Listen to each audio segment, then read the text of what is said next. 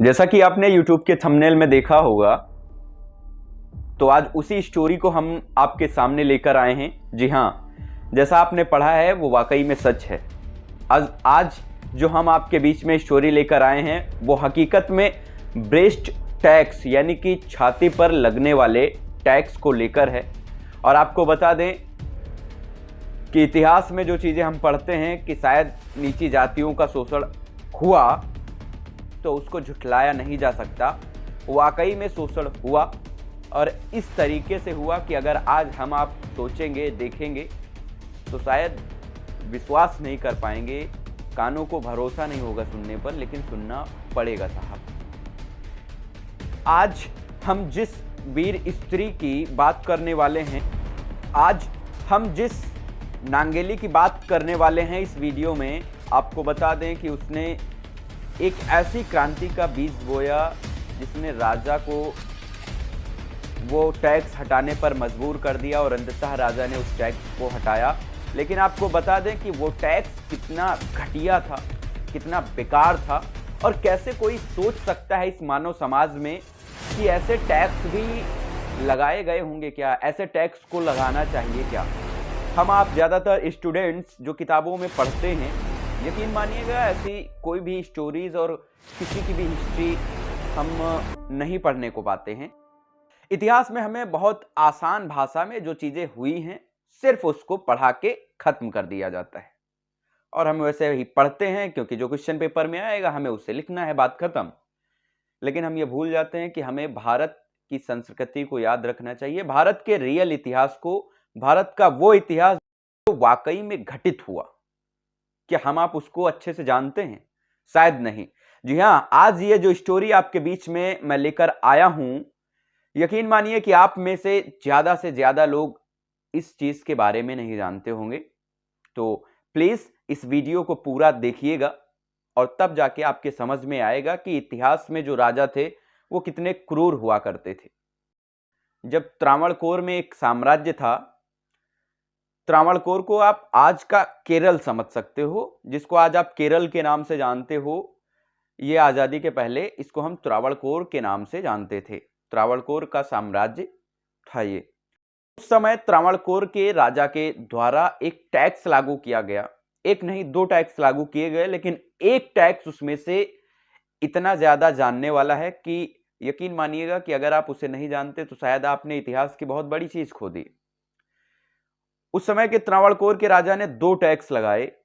दो टैक्स में पहला जो टैक्स था वो था कि कोई भी नीची जाति का व्यक्ति अपने सर पर पगड़ी नहीं रख सकता, यानी कि सर के ऊपर कोई भी गमछा नहीं बांध सकता, पगड़ी नहीं रख सकता, टोपी नहीं लगा सकता। यहाँ तक तो ठीक था, ये टैक्स जो है ठीक था कि अगर कोई पगड़ी लगाता है तो उसको टैक्स देना होगा, चलो ठीक है, दे दिया जाएगा। लेकिन जो दूसरा कानून था, जो दूसरा टैक्स था, आप यकीन मानिएगा कि आपका दिल दहल जाएगा, आप पसीज जाएंगे।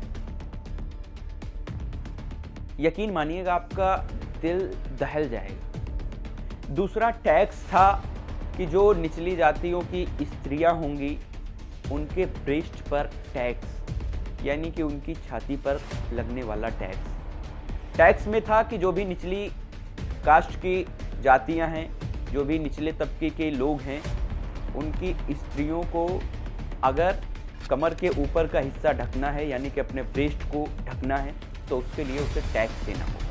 अगर वो ये टैक्स नहीं देने के लिए सक्षम है, अगर वो बहुत ज़्यादा गरीब हैं, तो उन्हें कमर के ऊपर का हिस्सा नग्न रखना होगा। जी हाँ, आपने सही सुना, यानी कि स्त्रियों को, जो निचली जाति की स्त्रियां थी, उनको कमर के ऊपर का हिस्सा, अपनी छाती को नग्न रखना। जरा सोचिएगा कि कितना गंदा कानून, कितना शर्मनाक कानून था ये, कितना घटिया टैक्स था। क्या उस समय के राजा को इस टैक्स से वसूली करके वो क्या बताना चाहता था? तो आपको बता दें कि ये एक साम्राज्यवाद और सामंतवाद की मानसिकता है। ये उच्च जाति और नीची जाति को ये दिखाना चाहते हैं कि ये उच्च कास्ट के लोग हैं, ये उच्च जाति के लोग हैं, और ये नीची जाति के लोग हैं, और इनके बीच में एक बड़ी सी दीवार खड़ी रहे और वो जन्म जन्मांतर तक, युग युगांतर तक हम खड़ी कर सकें। और शायद इसलिए ये लोग इतनी गंदी मानसिकता के साथ ऐसे टैक्स को लागू करते थे। टैक्स लागू हुआ, ज्यादातर उस समय की नीची जातियां टैक्स भरने में सक्षम नहीं थी, क्योंकि पहले ही उन पर जो टैक्स लगे थे वो शायद बहुत थे, काफी थे। उतने टैक्स उनके लिए देना मुश्किल था, तो फिर वो ये ब्रेस्ट का टैक्स कहां से दे पाते। और इसलिए निचली जातियों की स्त्रियों के पास एक ही ऑप्शन था कि वो अपने कमर के ऊपर का हिस्सा नग्न करके चलें, खुली अवस्था में चलें। आपको बता दें कि ये गांव और मोहल्ले की बात नहीं थी कि बस आप अपने गांव में ही नग्न अवस्था में चलें, अपने स्तन को खोल के चलें।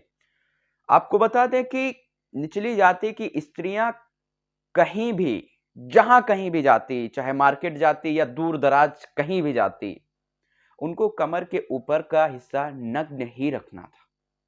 अगर उन्हें कपड़ा पहनने थे ऊपर के तन को ढकने के लिए, तो उसके लिए एक उन्हें टैक्स, जो निर्धारित टैक्स था, वो देना ही देना था। दरअसल इस टैक्स की शुरुआत 1729 में हुई थी। मार्तंड वर्मा ने साम्राज्य की नींव रखी थी, लेकिन 1802 में उसी त्रावणकोर में एक स्त्री, एक वीरांगना स्त्री ने जब यह देखा कि ये क्रूर शासन और इस तरीके की घटिया टैक्स हमारे समाज में लगाए गए हैं, तो उसने अपने बलिदान को ध्यान में ना रखते हुए उसने इसके विपक्ष में, उसने इस टैक्स की आज़ादी के लिए बिगुल फूंक दिया। उसने अपने तन को ढकना शुरू कर दिया। जी, उसने कमर के ऊपर का तन, जिसको यानी कि ढकने पर टैक्स लगाया जाता था, उस तन को ढकने के लिए अपने स्तन को वो ढकना शुरू कर दी। जैसे ही ये बात राजा तक पहुंचती है, यानी कि उच्च साम्राज्यवाद के जो लोग थे उनके पास जैसे ही पहुंचती है, तो राजा वहां से अपने सिपाहियों को, अपने टैक्स वसूलने वालों को उस स्त्री के घर भेजते हैं और उससे टैक्स के लिए, टैक्स वसूलने की बात कहते हैं। उस वीर स्त्री का नाम आपको बता दें, उसका नाम था नांगेली। नांगेली ने बिगुल फूंक दिया था इस टैक्स की आज़ादी को लेकर। वो बिना डरे कपड़े पहनना शुरू कर दी थी और उसने ये भी कहा था कि हम टैक्स नहीं देंगे। जब सिपाही लगान वसूलने वाले उसके घर जाते हैं, टैक्स वसूलने वाले उसके घर जाते हैं और उससे अपने तन को ढकने के बदले में टैक्स की जब बात करते हैं, तो वो साफ इनकार कर देती है। आपको बता दें, नांगेली एजवा समुदाय की थी और उस समय दो समुदाय पर ही यह टैक्स था, एजवा कम्युनिटी पर और नाडर कम्युनिटी पर। नांगेली जो थी वो एजवा समुदाय से थी। एजवा एससी कास्ट में आज के टाइम पर आता है, वहीं पर नाडर जो है ओबीसी कास्ट में आता है। और इस समय तो सभी को बराबर का दर्जा है, लेकिन उस समय नीची जातियों के लिए बहुत ही सख्त कानून थे। जब नांगेली ने टैक्स देने से मना कर दिया तो टैक्स वसूलने वाले जबरदस्ती करने लगे। नांगेली के पास कोई ऑप्शन नहीं था। आपको ये बात बताना भूल गए, जो बताना भी बेहद जरूरी है। जो स्त्रियों पर टैक्स लगाया जाता था, उनके ब्रेस्ट पर, उनके स्तनों पर, उस टैक्स को कैसे निर्धारित किया जाता था, ये सबसे ज्यादा शर्मनाक है। जैसे किसी भी चीज को, अगर घर का टैक्स है, बिजली का टैक्स है, पानी का टैक्स है जो आज लगता है, तो उसके लिए एक निर्धारण है, एक मानक है जिसके अनुसार टैक्स वसूला जाता है। वैसे ही उस समय जो ये ब्रेस्ट टैक्स था, उसको वसूलने के लिए जो कानून था वो ये था कि जिस स्त्री के जितने बड़े ब्रेस्ट होंगे, जितने बड़े स्तन होंगे, उसे उतना ज्यादा टैक्स देना होता था। और इसको जो टैक्स वसूलने वाले आते थे, वो इस चीज का निर्धारण करते थे कि किसी स्त्री के ब्रेस्ट, स्तन कितने बड़े हैं और उसे कितना टैक्स देना है। नांगेली के साथ भी उस दिन यही हुआ। नांगेली के स्तन पर टैक्स का निर्धारण हुआ। काफी बहस हुई नांगेली के बीच में और राजा के टैक्स वसूलने वाले सिपाहियों के बीच में। फिर उसके बाद नांगेली घर के अंदर जाती है। शायद सिपाहियों को लगता है कि नांगेली टैक्स का पैसा लेने के लिए टैक्स चुकाने के लिए, कर लेने के लिए वो अंदर गई है, लेकिन नहीं। नांगेली कुछ टाइम के बाद जब सिपाहियों के सामने वापस आती है तो उसके हाथ में केले के पत्ते पर उसके कटे स्तन होते हैं। जी हाँ, सही सुना आपने। नांगेली ने अपने स्तनों को काट कर केले के पत्ते पर रख कर और पुलिस वाले जो टैक्स वसूलने आए थे उनके सामने रख दिया और कहा कि ये लो अपना टैक्स। अब जब भ्रष्ट रहेंगे ही नहीं तो आप टैक्स किस बात का हमसे लोगे। वहां पर जो लोग होते हैं देखकर सबका दिल दहल जाता है, सब भाग खड़े होते हैं। नांगेली की कुछ ही समय में ज़्यादा ब्लड बहने की वजह से, ज़्यादा रक्तस्राव होने की वजह से वहीं पर मृत्यु हो जाती है और यहीं से क्रांति का वो बिगुल बजता है जिससे राजा को मजबूर होकर एजवा जाति पर यह टैक्स हटाना पड़ता है। आपको बता दें, नांगेली जो नाम है शायद इसको इतिहास ने तो काफ़ी हद तक भुला दिया, लेकिन कल का त्रावणकोर और आज का केरल आज भी नांगेली को देवी की तरह पूजता है। जैसे हम आप हिंदू समाज में जो हमारे आपके देवी देवता हैं, वैसे ही केरल में नांगेली का स्थान भी देवियों के जैसा है। नांगेली की केरल में मूर्तियां लगी हैं, उनका पूजन किया जाता है और बचपन से ही यानी कि छोटे पर से ही बच्चों को यह सिखाया जाता है कि नांगेली ने किस तरीके से अपना त्याग किया था। अब आपने देखा कि किस तरीके से नांगेली ने एक क्रांति का बीज बोया, खुद अपने को मौत के घाट उतार दिया। कहानी यहीं खत्म नहीं होती। नांगेली की मौत की खबर सुनने के बाद जब उसका पति ये सब चीजें देखता है तो वो भी जिंदा नहीं रहना चाहता और पहली बार जहां पर सती प्रथा चलती थी, जब सतियों का दौर था, उस समय पहली बार कोई पति अपनी पत्नी के साथ सती हुआ था। अपनी पत्नी की चिता पर कोई पहला आदमी था, कोई पहला मर्द था, कोई पहला पति था जिसने अपनी पत्नी के साथ चिता पर अपने शरीर को जलाया था।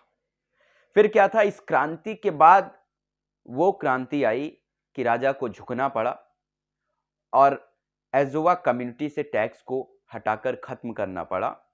इसके बाद भी नाडर कम्युनिटी पर यह टैक्स जारी रहा, जिसको काफी मुश्किलों के बाद 1858 में जाकर कहीं इस पर थोड़ी सी लगाम लगी और पूर्णतया ये स्तन टैक्स 1925 में आकर खत्म। 1925 वो टाइम था जब आज़ादी का बिगुल चरम सीमा पर था, सब जगह पर अवेयरनेस पहुंच चुकी थी, तब जाकर ये टैक्स खत्म।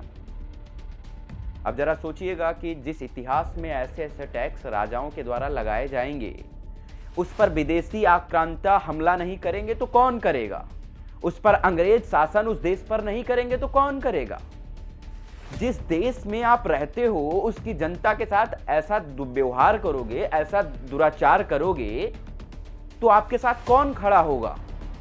और कल हम जो गुलाम बने रहे, पहले मुगलों के गुलाम रहे, फिर अंग्रेजों के गुलाम रहे, तो ये हमारी गंदी मानसिकता ने हमें गुलाम बनाया था। अगर शायद हमारी चीजें बेहतर होती, हमारी संस्कृति को, हमारे समाज को बराबर का दर्जा कल मिल गया होता और कल अगर ऐसी हरकतें ना हो रही होती, ऐसी शर्मनाक हरकतें ना की जा रही होती राजा के द्वारा, तो शायद किसी मुगल में, किसी अंग्रेज में औकात नहीं थी कि वो भारत पर अपना कब्जा कर लेता और भारतीयों को गुलाम बना लेता।